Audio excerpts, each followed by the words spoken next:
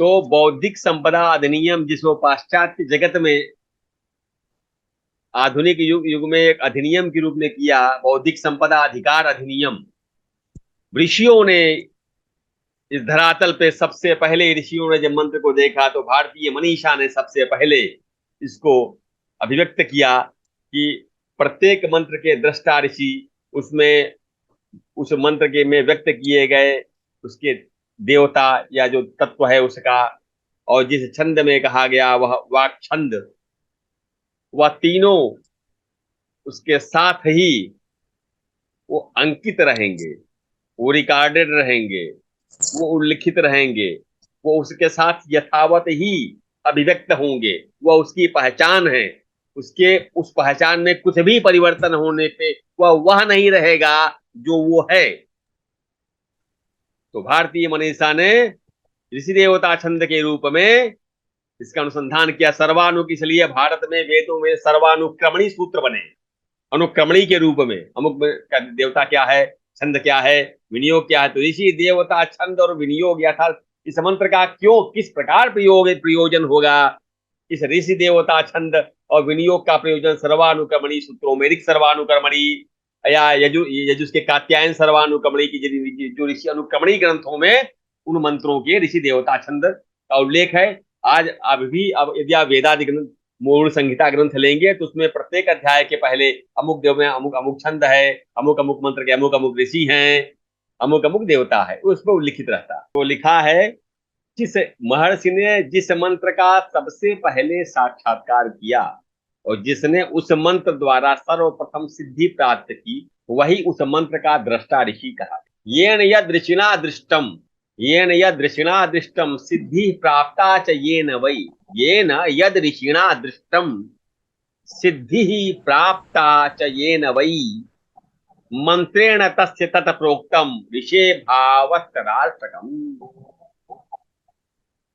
येन यद ऋषिणा दृष्टम, जिस ऋषि के द्वारा दृष्ट किया गया, या सिद्धि प्राप्ता येन वै, जिसके द्वारा सिद्धि प्राप्त की गई, मंत्रेण तस्य तत प्रोक्तम, वही उस मंत्र का ऋषि भाव तदार्थकम, वह उस मंत्र का ऋषि भाव है, उस मंत्र का वह ऋषि है। इसलिए जिसके द्वारा लौकिक और पारमार्थिक, अर्थात लौकिक और पारलौकिक दोनों प्रकार का लाभ उठाते हैं, उस मंत्र के दृष्टा को न जानना अथवा उस मंत्र के दृष्टा का स्मरण आदि न करके अपनी श्रद्धांजलि समर्पण न करना कितनी बड़ी कृतज्ञता है। तो सभी को उसका ज्ञान प्राप्त करना आवश्यक है। ऋषि की भांति ही छंद के ज्ञान की भी बड़ी महिमा है। जिस प्रकार शरीर वस्त्र को ढकता है, वैसे ही मंत्र को छंद ढके हुए है। तो छंदस या आच्छादनात्, मंत्रों का आच्छादन करने के कारण उन्हें छंद कहा गया। कहते हैं कि पूर्व काल में देवताओं ने मृत्यु से भयभीत होकर के छंदों के द्वारा ही अपने स्वरूप को छिपा लिया, जिससे मृत्यु की दृष्टि छंद देवताओं पे नहीं पड़ी। इसलिए वेद मंत्र सनातन और अविनाशी हैं, और उन छंदों के कारण ही देवता भी अजरामर रहे। अतः जिस जिस मंत्र के द्वारा जिस किसी देवता का प्रतिपादन हुआ है, वही उस मंत्र का देवता है। और उस मंत्र को जो ढके हुए है, जो नाद तत्व, वह छंद है। यस्य यस्य तु मंत्रस्य उद्दिष्टा देवता तुया तदाकारम भवे तस्य देवत्वम देवतोच्यते। जिस जिस मंत्र में जिस किसी देव तत्व का, या जो उस मंत्र में जिस तत्व का प्रतिपादन हुआ है, वह तत्व ही उस मंत्र का देवता है। अब आजकल संध्या की पुस्तकों में मंत्रों के पाठ में ऋषि देवता छंद के संबंध में अनेक पाठ और भेद मिलते हैं। इस पे विवेचन करेंगे, क्योंकि जानना जरूरी है। एक पुस्तक में एक ही मंत्र का जो ऋषि मिलता है, दूसरी पुस्तक में दूसरे रूप में मिलता है। इसके कारण बड़ा संदेह उत्पन्न हो जाता है कि कौन सा उसमें ऋषि है। तो जिज्ञासु करने में बड़ा संदेह हो जाता है। तो लोगों को विश्वास भी एक टूट जाता है कि सही कौन सी है। पंडित जी लोग विभिन्न प्रकार के ग्रंथ बना देते हैं, जिसको जो समझ में आया। जी राजा श्री, इस पर तो चर्चा होनी चाहिए। हाँ हाँ हाँ। तो बात ठीक की जाए, एक मंत्र के विषय में अनेक ऋषियों का उल्लेख हो तो बिना किसी प्रबल प्रमाण के उनमें किसको ठीक माना जाए। और यदि जी ठीक निर्णय न हो तो किसी भी विचारशील मनुष्य का उस पर विश्वास होना और उसके जानने के लिए प्रयत्न करना कैसे संभव होगा। यह विषय इतना दुर्बोध नहीं है जिसके तथ्य का निर्णय करने में कोई विशेष कठिनाई हो। तो केवल लोगों की उपेक्षा से इस विषय में अब तक अंधकार फैला हुआ है। इसी का निवारण करने के लिए हम समाज प्रयास करते हैं। इस विषय पे आज थोड़ा अनुसंधान करेंगे, विचार करेंगे।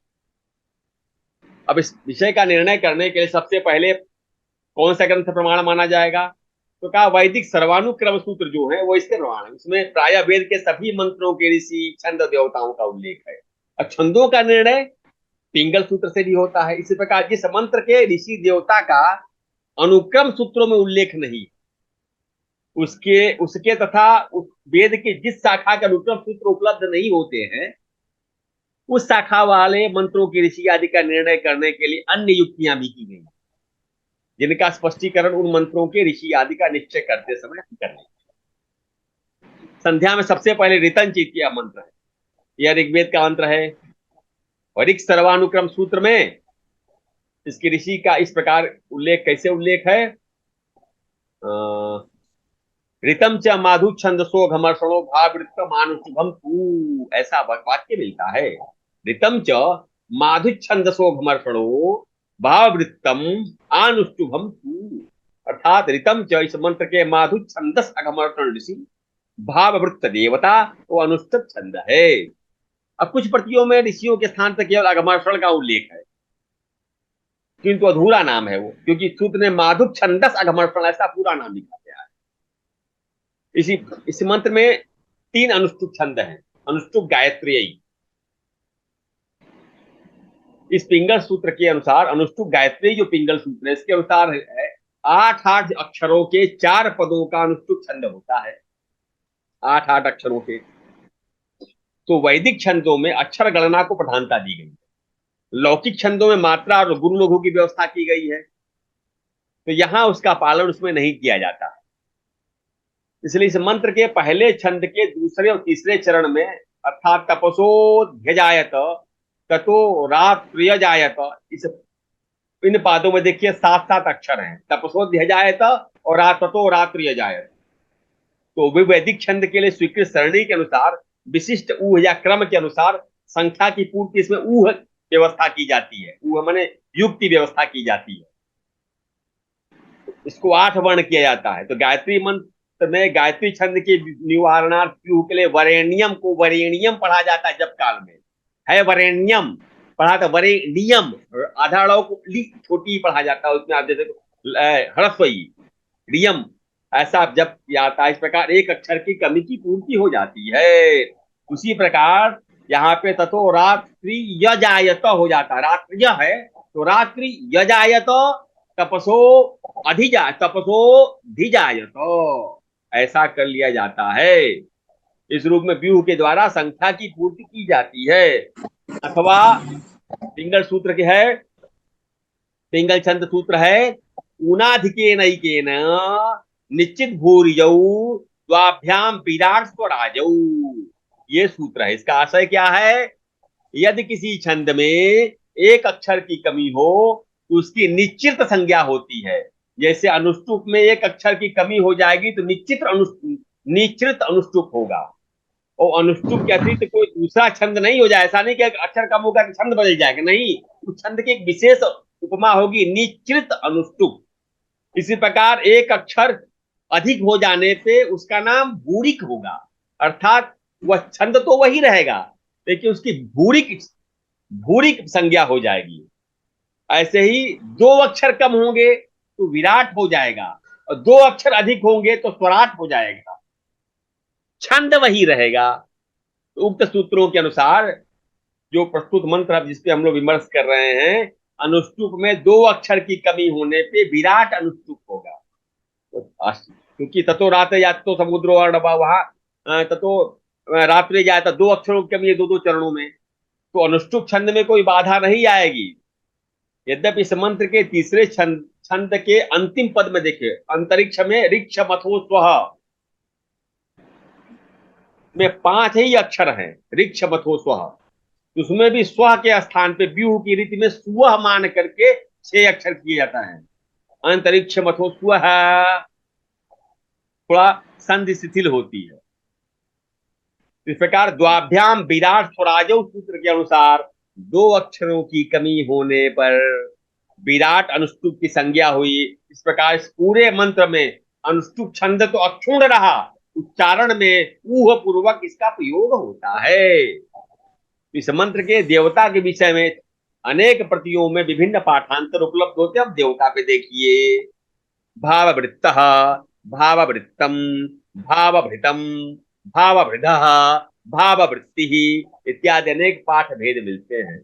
लेकिन जो प्रमाणिक ग्रंथ है जहां से लिया गया है उसका नाम ऋक् सर्वानुक्रम सूत्र के अनुसार भाववृत्तम दैवतम, यही पाठ शुद्ध है। क्या है? भाववृत्तम दैवतम। अब कहीं पाठ रात्रिय जायत, रात्रिय अधात्य, रात्रि जायत, रात्रि जाय, रात्रि रजायत है, रात्रि रजायत, वह ऐसा पाठ का उल्लेख मिलता है, परंतु ऋग्वेद में यह रात्रि जायत ही है, अतः इसको वैसा ही लिया गया है। स्पष्ट हुआ? यह विषय जी उपयोगी है, आचार्य जी। यह विषय उपयोगी है कि नहीं आप लोगों के लिए? जी आचार्य जी। जी गुरुदेव जी। इस विषय पे कमी आचार्य जी, उच्चार कैसे कर, उच्चार कैसे सब करना है ये जो आपने बताया ऋक् सर्वान अनुक्रम, ये शब्द क्लियर नहीं हुआ। ऋक् सर्वानुक्रम सूत्र ग्रंथ है।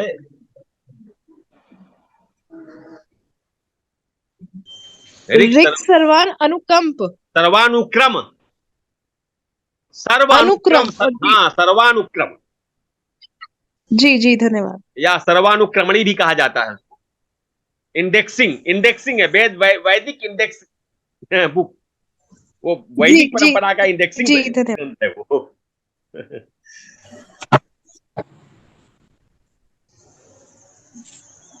अब इसके बाद प्राणायाम मंत्र आता है। अब प्राणायाम मंत्र आता है, इसमें भी प्रथम प्रणव है, प्रणव के बाद ब्रह्मा ऋषि हैं, प्रणव के ब्रह्म ऋषि हैं, दैवी गायत्री छंद है, परमात्मा देवता है।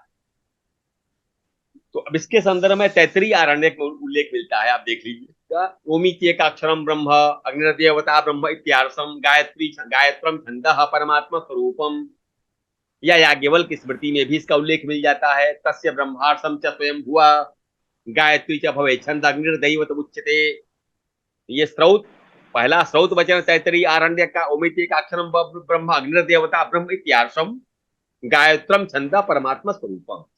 तो ये स्रोत स्मार्त दोनों वचन के अनुसार प्रणव, यद्यप प्रणव का छंद गायत्री देवता अग्नि सिद्ध होता है, तथापि अनेक प्रतियों में ऐसा पाठ भी है, विचार करने से पता चलता है कि गायत्री शब्द दैवी गायत्री का ही नामेकदेश है।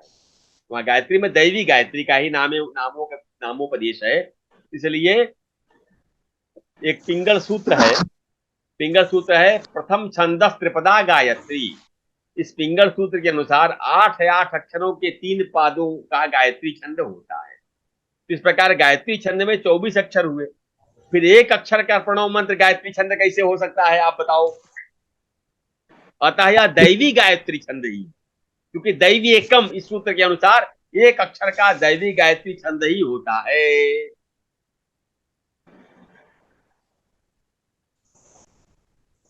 इसी प्रकार अग्नि देवता के लिए अग्नि शब्द का अर्थ यहां परमात्मा ही है।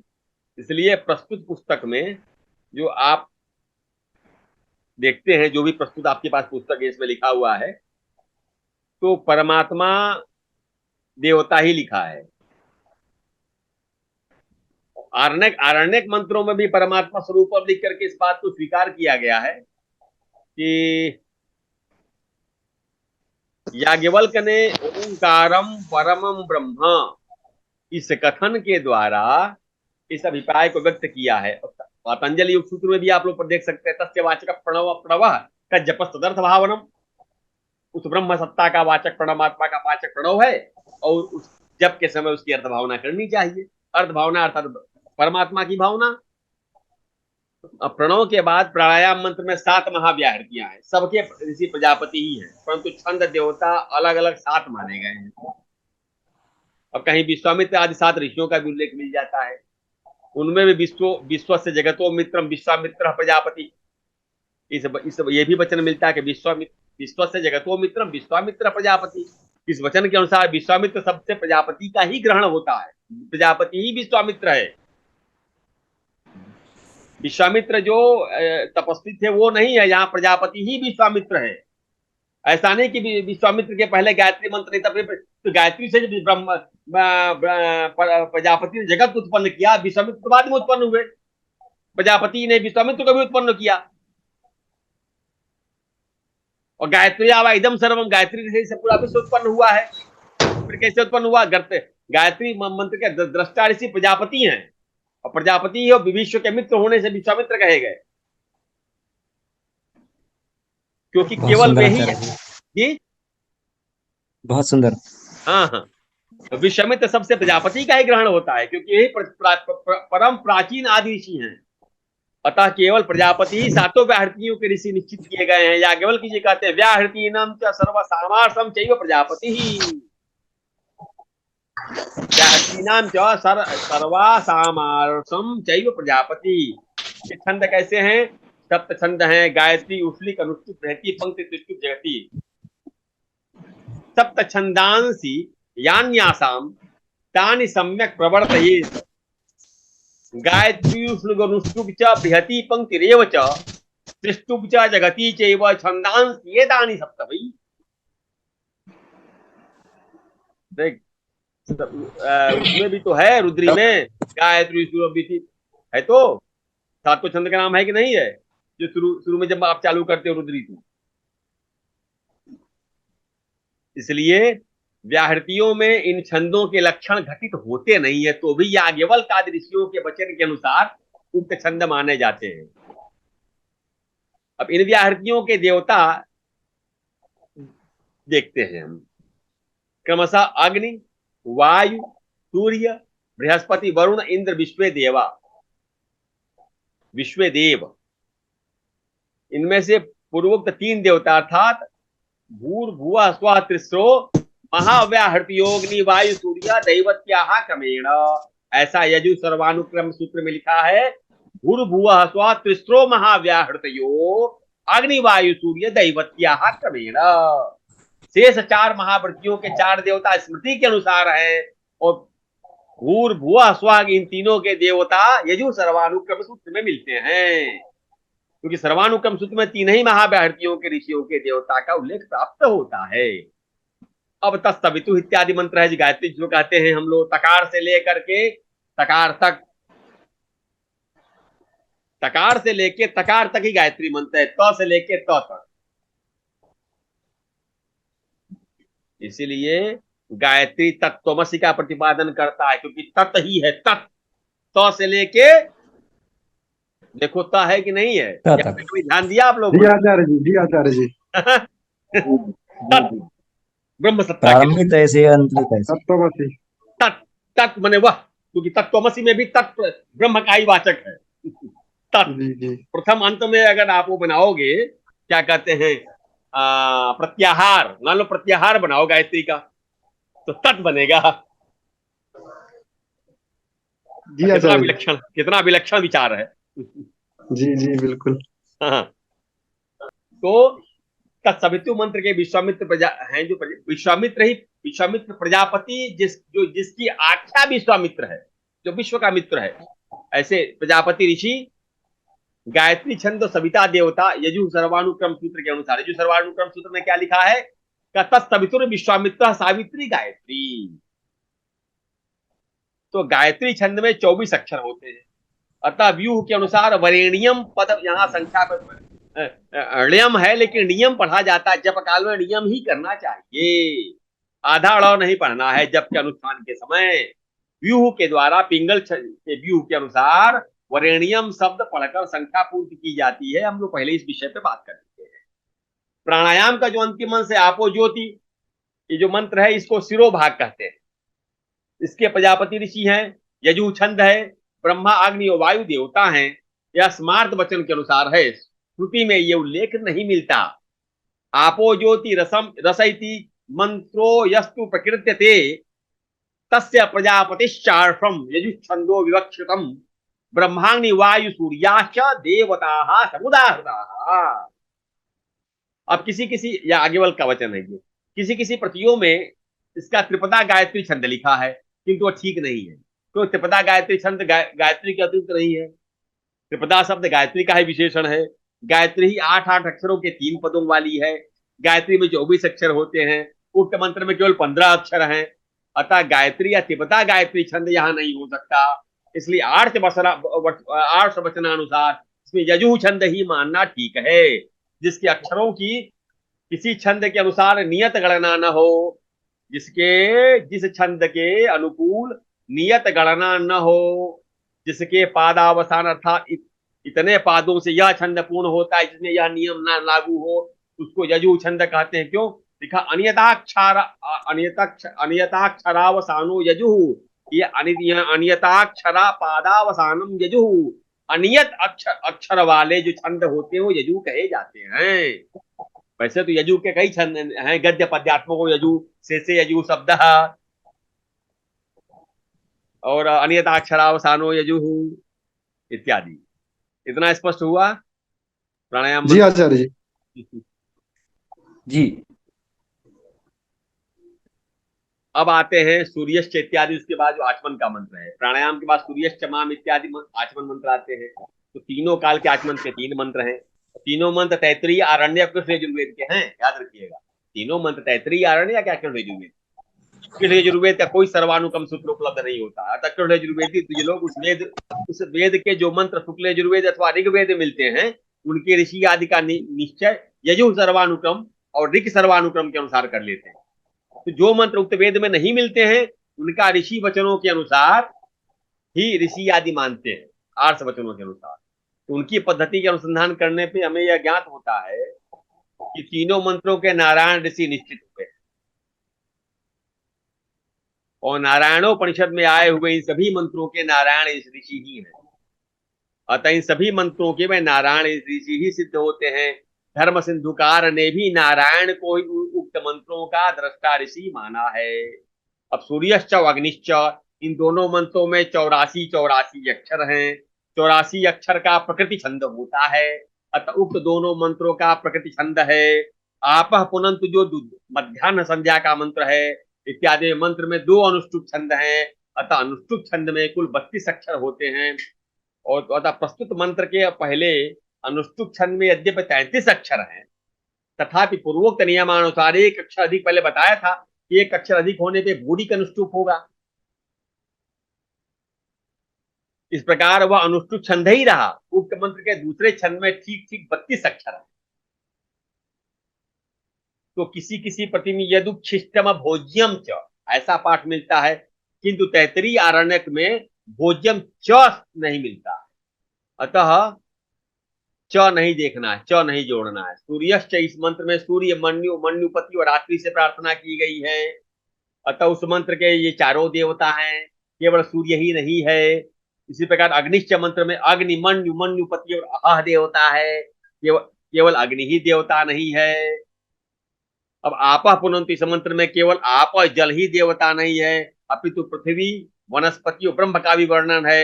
इसलिए इस मंत्र के देवता पृथ्वी, वनस्पति और ब्रह्म भी हैं।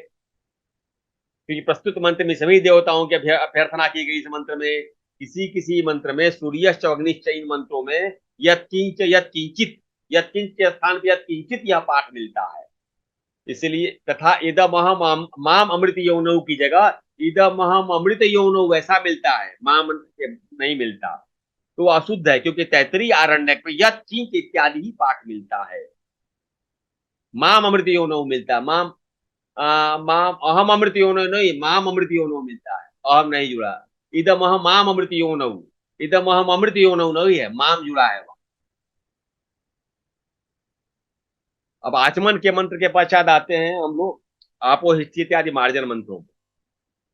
इसमें एक ही मंत्र के अंतर्गत 3 ऋचा है। प्रत्येक ऋचा 3 चरणों की है। प्रत्येक चरण में 8-8 अक्षर है। अतः लक्षण के अनुसार 3 गायत्री छंदों में यह मंत्र पूर्ण हुआ है।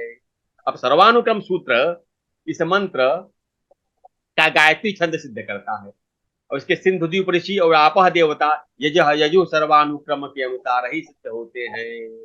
आपो ह्याप सिंधु दीप त्रिचम गायत्रम, यह यजु सर्वानुक्रम सूत्र में उदाहरण मिलता है। इसलिए इसके बाद द्रुपदादिव पे आते हैं। द्रुपदादिव मंत्र आता है, द्रुपदादिव में सर्वानुक्रम द्रुपदादिवानुष्टु वापी, इस सूत्र के अनुसार जो सर्वानुक्रम सूत्र है इसका अनुष्टुप छंद है, आपो देवता है, अनुष्टुप वापो, अनुष्टुप और छंद आपो देवता है, किंतु ऋषि कौन है इसका सूत्र में उल्लेख नहीं है। तो प्राचीन प्रतियों में कोकिल राजपुत्र ऋषि का उल्लेख मिलता है, किंतु इसमें मूलभूत कोई स्रोत वचन नहीं मिलता। अब यह मंत्र यजुर्वेद के सौत्रामणि अध्याय का है। इस अध्याय में प्रायः सभी मंत्रों के अश्विनी, सरस्वती, इंद्र इत्यादि ऋषि मिलते हैं। अतः प्रकरण प्राप्त उक्त ऋषि ही इस मंत्र के ऋषि हैं। इस मंत्र के प्रथम चरण में 9 अक्षर, तथापि पूर्वोक्त ऊनाधिके नैव निश्चित भूरिजव, यह सूत्र पहले बताया था, इसके अनुसार भूरी का अनुष्टुप छंद है, क्योंकि एक बढ़ा है। अब अधिकांश प्रतियों में इस विनियोग में क्या प्रयोग होता है, सौत्रामण्यवभृते ऐसा लिखा हुआ, परंतु संध्या कर्म में ऐसा उल्लेख ठीक नहीं है, तो सौत्रामण्य का स्नान यहाँ हो नहीं रहा है। इस मंत्र में अभिमंत्रित जल को सिर पे धारण करने का परंपरा है, इसलिए सिर्फ से के विनियोग यही पढ़ना उचित है, इसलिए ऐसा ही करना चाहिए।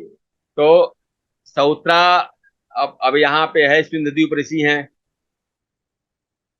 गायत्री छंद है, सौत्रामण्य अवभृत विनियोग, कई लोग कह लेते हैं सौत्रामण्य यज्ञ में अवभृत स्नान किया था यज्ञ के बाद कलश के जल से, तो इसमें तो हो नहीं रहा था, संध्या कर रहे हैं, यहाँ सिरस सेके विनियोग, सिर पे अभिसिंचन का विनियोग होना चाहिए ना, तो सिरस सेके विनियोग ही सम्यक है। क्योंकि सौत्रामणि यज्ञ था जिसमें ब्राह्मण लोग मदिरा पीते थे, सौत्रामण्याम सुराम पिबेत, ब्राह्मण सूत्राम, उस यज्ञ में सूत्रामा मुख्य देवता है, सूत्रामा की अर्चना में मदिरा पीकर के यज्ञ किया जाए, ऐसा लिखा है। अब ये ऋतंच इत्यादि, फिर अगला, फिर ऋतंच पहला वाला मंत्र पुनः अब अघमर्षण के संदर्भ में आ गया है। तो पहले बात तो की जा चुकी है, केवल उसमें प्रयोग बदल गया है। वो पहले उपस्पर्शन विनियोग किया गया था, दूसरी बार अघमर्षणे विनियोग, उसके बाद अंतश्चरस्य मंत्र है। तो यहाँ कात्यायन परिशिष्ट का ये मंत्र है, परिशिष्ट सूत्र का मंत्र है। इसके ऋषि के विषय में कोई वचन उपलब्ध होता नहीं, इसलिए प्राय सभी प्रतियों में तिरश्चीन ऋषि, अनुष्टुप छंद, आपो देवता उपलब्ध होते हैं। तो अनुष्टुप छंद के लक्षण के अनुसार यहाँ ठीक ही है। मंत्र के अर्थ विचार करने पे इसका देवता, मंत्र के अर्थ में आप जल ही देवता है, यह भी स्पष्ट हो गया है। अब ऋषि की बात है तो इसका कोई दूसरा ऋषि है, इस बात का कोई प्रमाण नहीं मिलता, तिरश्चीन से भिन्न प्रमाण नहीं मिल रहा, तिरश्चीन चला आ रहा है मान्यता के अनुसार, तो तिरश्चीन ही इसके ऋषि जी।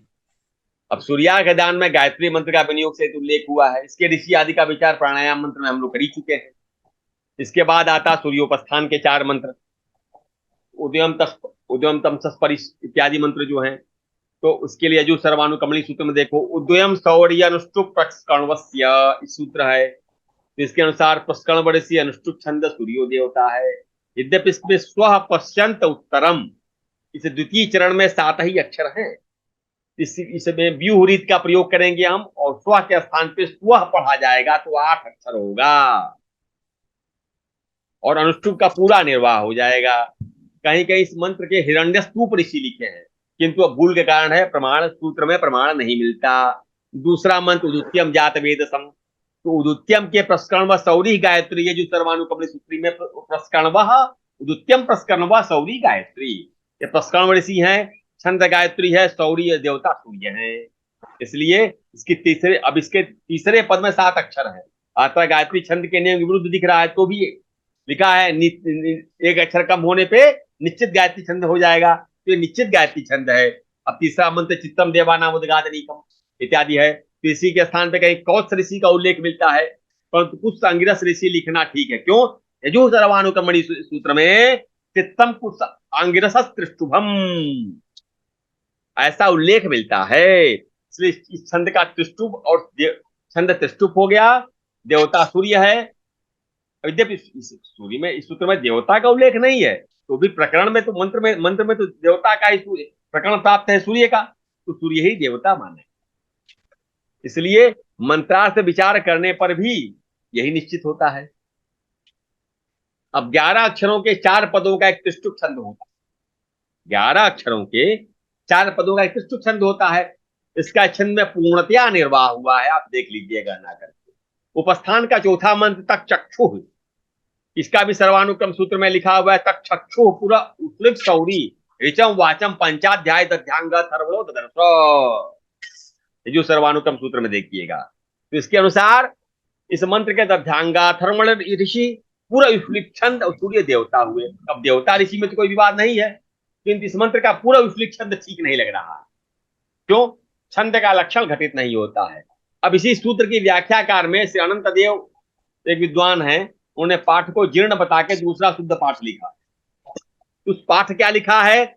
लिखा है तक चक्षु पुर ओश्ली सौरी तो जीर्ण पाठ न तत् न उपपद्यते अस्याय सप्त षष्टि अक्षराणि भवन्ति पुरैश्लिक च अष्टाविंशत् अक्षरा आद्यश्चेत् पुरैश्लिकति इति सूत्रेण अतस्तल्लक्षण भावान्ययं पुरैश्लिक तेन चक्षुर्ब्राह्मी त्रिष्टुप सौरी युक्त पाठः तक चक्षु की एषा सौरी एकाधिका ब्राह्मी त्रिष्टुप व्यूहेन अत्यस्तिर्वा पुरैश्लिक्तु कथमपि न घटत एव।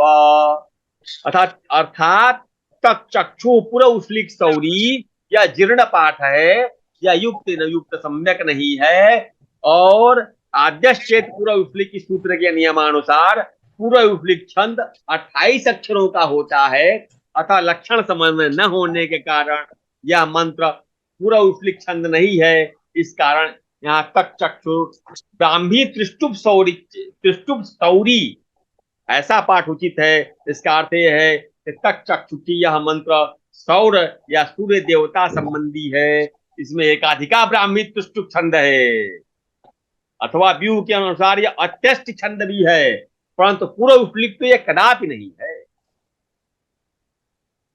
इसके पश्चात तेजोसी इत्यादि जो मंत्र है, तेजोसी शुक्रमसी इत्यादि मंत्र जो है, इसमें तेजोसी से मसी तक या एक मंत्र है, और धाम नामासी से लेके दूसरा मंत्र है। तेजो शुक्रमसी एक मंत्र है, धाम नामासी से लेके दूसरा मंत्र है। अब इसके ऋषि के बीच में संदर्भ में सर्वानुक्रम क्या कहता है?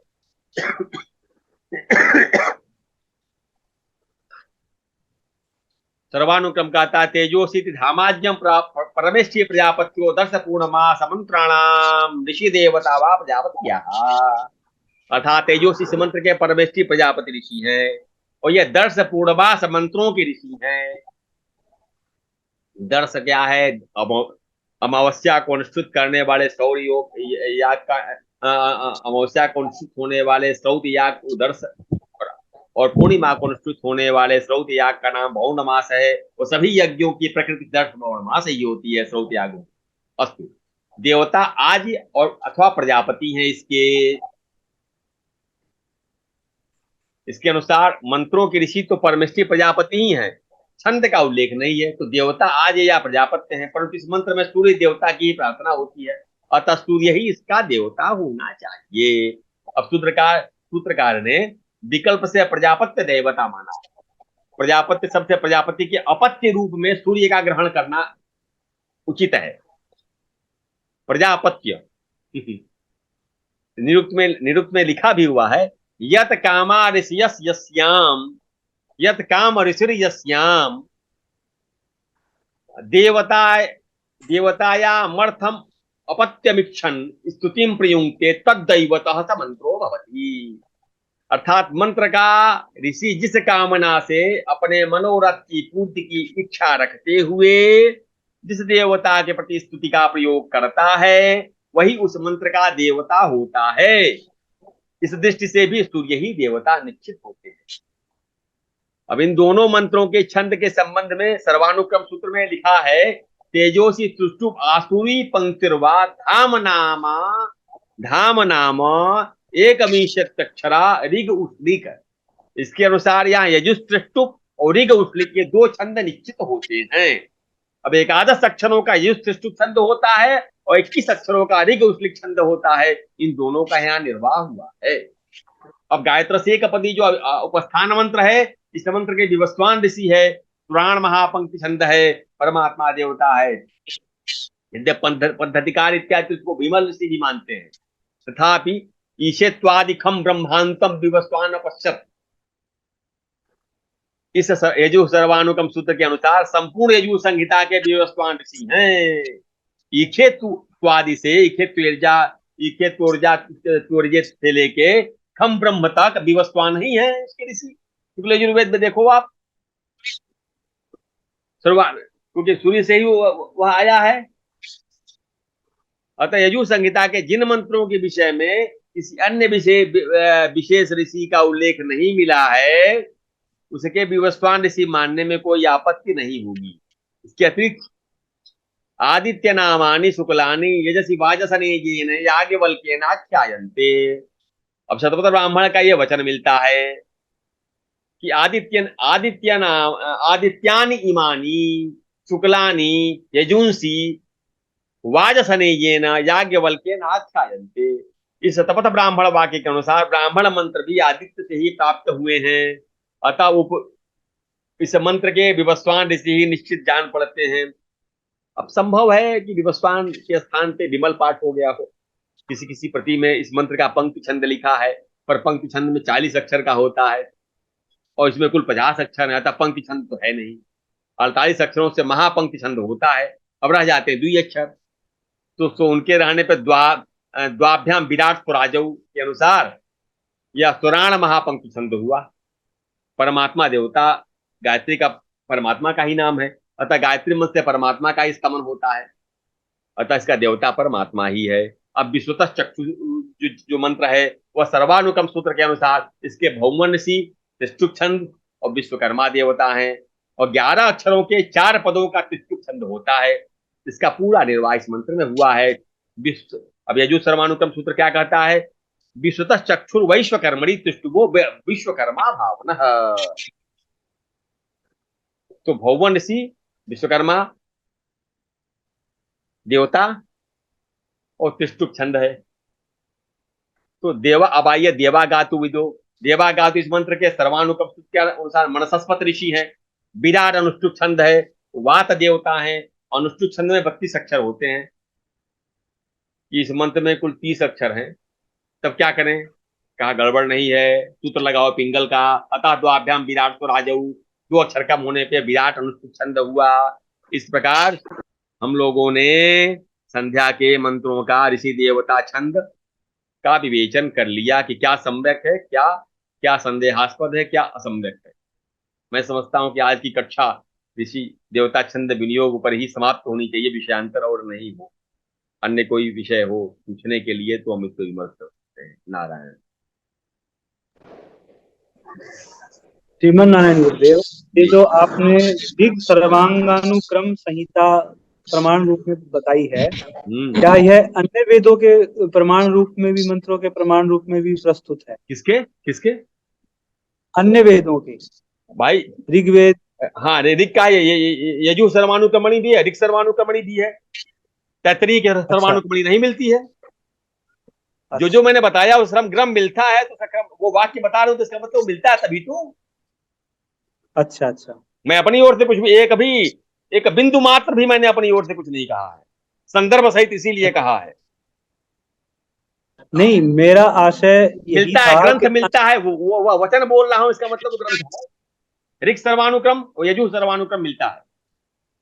अच्छा, और इसी प्रकार सामवेद सर्वांगानुक्रम, ऋग के 100-250 मंत्र छोड़ दो तो सारे मंत्र तो ऋग्वेद में ही हैं, साम के। अच्छा, हाँ, ठीक है जी। आचार्य श्री, जैसा कि आपने कल बताया था जी जी आचार्य श्री, कि कात्यायन सूत्रानुसार मध्याह्न संध्या में पुरुष सूक्त, शिव संकल्प सूक्त इत्यादि भगवान भास्कर की स्तुति कर प्रदक्षिणा करें, नमस्कार करें, तो क्या इसे प्रातः सायकाल संध्या में भी कर सकते हैं? अधिक से अधिकम फलम, मना नहीं है। दोपहर में जरूर करें भैया। गाड़ी हाईवे, वो आवश्यक है। गाड़ी हाईवे पे है तो तेज चला सकते हो, गली में हो तो तेज चलाना आपकी बुद्धि पर निर्भर करता है। जी आचार्य श्री, एक सार्वजनिक प्रश्न है और व्यक्तिगत भी। ये समावर्तन संस्कार जो है, शिक्षा पूर्ण होने के बाद गृहस्थाश्रम का पालन करने से पूर्व गुरु द्वारा प्रदत्त उपदेश है, जिसमें 2 यज्ञोपवीत धारण करने का विधान है। क्योंकि वर्तमान समय में हमारे आसपास ऐसा कोई गुरुकुल नहीं है, तो मेरे छोटे पुत्र की आयु 16वें वर्ष चल रही है। मैं उसका यज्ञोपवीत संस्कार कराने की सोच रहा हूँ। तो क्या मेरे बच्चे का समावर्तन संस्कार हो सकता है विवाह से पूर्व? ये जो पवित्र भैया, समावर्तन नहीं करोगे तो डंडा लेके घुमाओगे भी, जनेऊ के पास समावर्तन के बीच में दंड और मेखला लेके तब तक रहेगा जब तक समावर्तन नहीं हो जाएगा। इसीलिए लोग पछला ना हो या ब्रह्मचर्य के नियम भंग ना हो जाए, इसलिए कर लेते हैं। जी जी, यही आशा था। जी, तो करा सकते हैं। नहीं कराएंगे तो समस्या में जी रहेंगे। धन्यवाद। जी जी गुरुदेव जी प्रणाम, धन्यवाद। मंत्रों के जिस प्रकार ऋषि छंद और देवता का बहुत सुंदर वर्णन किया गया है, इसी प्रकार मंत्रों के भावार्थ क्या हैं, यानी कि वो मंत्रों के उसका भावार्थ के तो विवरण भाष्य इतने ऋषियों ने भाष्य लिखे हो, पढ़ो। महाराज श्री करपात्री जी का वेदांत पारिजात पढ़ो, यजुर्वेद के भाष्य पढ़ो, पूरा पूरा लिख मारा है उन्होंने, पूरा अति अनुपम संग्रह है। हम आपके ही आश्रय हैं, अपने आचार्यों के ही आश्रय हैं। जी, मैं समझता हूं कि आज का विषय बहुत उपयोगी रहा होगा आप लोगों के लिए। संध्या के संदर्भ में बहुत भ्रम रहते हैं। एक विषय आचार्य छोटा सा अभी एक जी, समावर्तन से संबंधित आया गुरुदेव, उसमें एक प्रश्न करने की इच्छा हुई। जी, जैसा अभी हमारे यहाँ नेपाल में भी प्रचलन में है और आपने भी वही पुष्टि किया कि भाई यज्ञोपवीत के उपरांत तुरंत ही समावर्तन कर दिया जाए। हाँ, तो उसमें एक वचन और प्राप्त हुआ था गुरुदेव की एक एक भी दिन बिना आश्रम के न रहे व्यक्ति। बिना आश्रम के न रहे, लेकिन आश्रम आश्रम के न रहे ये तो ठीक है, लेकिन आश्रम पतित भी तो न रहे, आश्रम में रह के पतित होने से अनाश्रमी ठीक है। अच्छा गुरुदेव ठीक है, बस इतना ही आरूढ़ पतित होके आरूढ़ होके गिर जाए तो कुछ भी नहीं रहेगा, वो तो उसका जी जी ब्रह्मचर्य जी भी भंग हो गया। जी ठीक है गुरुदेव, शंका समाधान हो गया। युगानुसार धन्यवाद। जब भैया सर्वनाशम समुत्पन्ने अर्धम तजित पंडिता, सर्वनाश उत्पन्न तो पंडित आधा छोड़ देता है, अर्थात जो बचे वो बचा लेता है। अन्यथा आपके संतान की इतनी क्षमता हो पढ़ाने की तो दंड धारण मेखला धारण करके रख लो।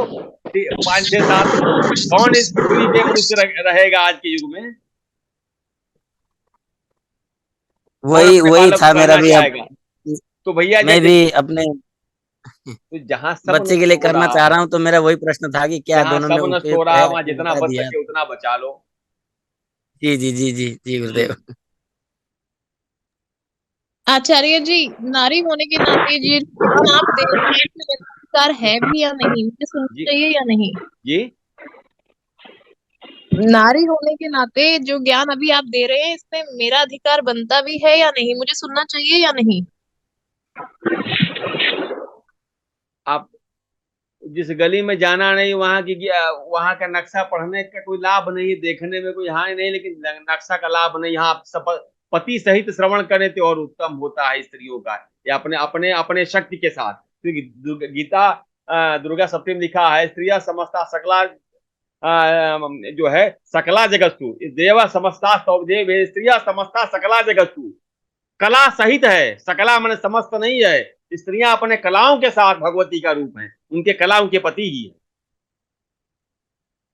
जी जी, इसलिए स्त्री यज्ञ में पति के साथ मंत्र की भी अधिकार, मंत्र पाठ के अधिकारी है। अपने पति की अनुपस्थिति में हो अग्नि के जीवन में अपना कृत्य तो करती है।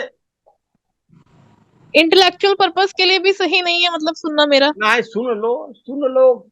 अब कोई गुरुमुख से उस तरह पढ़ा नहीं रहा हूं, चलो, लेकिन यह है कि आप जी प्रयोजन नहीं है आपके लिए, न पढ़ाना है आपको, न जानना है जी आपको। हाँ, धर्मशास्त्र के अन्य नियम हो जाए, अब अन्य विषय पढ़े जाएं कि शौचाचार कैसे रहा जाए, क्या खाया जाए, क्या न खाया जाए, वस्त्र कैसे पहना जाए, कौन न पहना जाए, घर में गृह कृत्य कैसे हो, कौन शास्त्रानुकूल है, भोजन कैसे बने, उसकी शुचिता कौन है।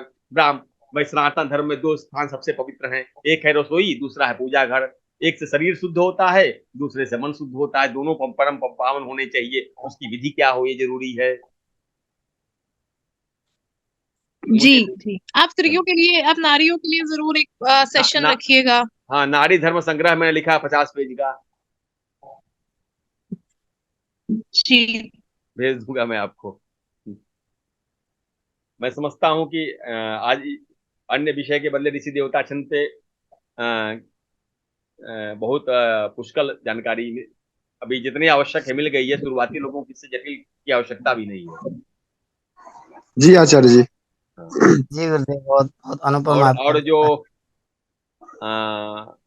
तीर्थराज में विद्यमान जितने अध्येतागण हैं उनको कोई संदेह या उनका कोई प्रश्न या उनका कोई मंतव्य हो तो बतावें, अन्यथा मेरा जो अभिप्राय था मैंने बता दिया है शास्त्र तद विषय संबंधी आज की कक्षा का। कल की कक्षा का क्या विषय वस्तु रहने वाली है आचार्य जी? जैसा आज था वैसे कल रहेगी। कुछ विशेष है क्या? नहीं, कल अंतिम दिवस है सत्र का। अच्छा, अंतिम दिन तो दो क्लास कर लेंगे और विषय भी बता देंगे इसमें। अब ये जो अन्य अन्य जो जैसे के संदेह हैं भाई, ये संध्या का ये पूरा विषय भाई मैंने स्वरूप तो हम लोगों ने विवेचन कर ही लिया था, उसके अमांतर अंगों का भी अध्ययन कर लिया है। आज ऋषि देवता छंद को देख लिया, क्रिया तो कोई आप लोग पढ़ ही रहे हो, वहां पे हाँ गुरुदेव, क्रिया तो यहाँ पढ़ रहे हैं। पढ़ ही रहे हैं। और जो जो, जो विषय का जो विषय विवेचन होना था वो किया गया है। मैं समझता हूँ कि मैंने प्रयास किया, यथाशक्ति। हो सकता है मैं सर्वज्ञ नहीं हूँ, लेकिन यथाशक्ति मैंने प्रयास किया है कि संध्या के विषय में जितना विषय संग्रह कर सकूं, जितने कम समय में बता सकूं, उतना मैंने बताने का प्रयास किया। हाँ गुरुदेव, उत्तम प्रयास है और दो आचार्यों का मिलन है और पिछले सत्र से काफी उत्तम प्रशिक्षण रहा है जी और देव कृपा से आगे भी उत्तरोत्तर ऐसे ही उन्नत होगा। हाँ, ऐसी पाठ्यक्रम अपेक्षा। इसके इन विषयों का भी एक पाठ्यक्रम तैयार हो जाएगा, फिर लिखित पाठ्यक्रम तैयार हो जाएगा, चीजें कुछ हो जाएंगी। हाँ, ये जो पवित्र पे शायद मैं बताने वाला हूँ, ये जो पवित्र मैं जरूर बताऊंगा कल। ये जो पवित्र ब्रह्मसूत्र की विधि, उसके संबंधी शास्त्र के प्रमाण, धारण करने कैसे धारण करने का न करिए, सब भी जरूरी है। जी आचार्य जी, बहुत आवश्यक है आचार्य जी। यह जो पवित्र का विषय कल ये जो पवित्र पे विमर्श करेंगे हम। जी आचार्य जी। जी प्रणाम आचार्य जी। सर्वेभ्यो नमः।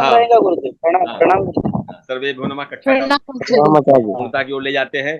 ओम पूर्णमदः पूर्णमिदं पूर्णात् पूर्णमुदच्यते पूर्णस्य पूर्णमादाय पूर्णमेवावशिष्यते। स्त्रियों को ओम 12वें अक्षर पे मकार लगा के जो लगाया जाए तब उनका प्रणव होता है। स्त्रियों को ओकार ना होके औकार का प्रयोग करना। स्त्रियों का प्रणव 12वें स्वर पे मकार लगा के होता है। ओम परमात्मने नमः। शांति शांति शांति। नारायण।